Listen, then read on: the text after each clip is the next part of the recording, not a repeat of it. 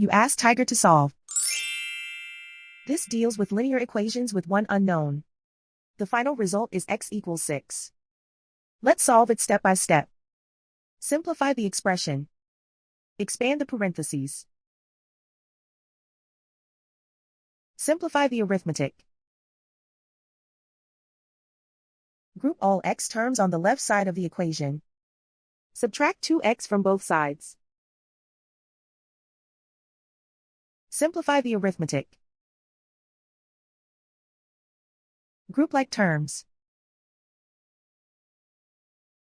Simplify the arithmetic. Convert the x into a positive number. Multiply both sides by -1. Remove the ones. Simplify the arithmetic. And so the final result is x equals 6.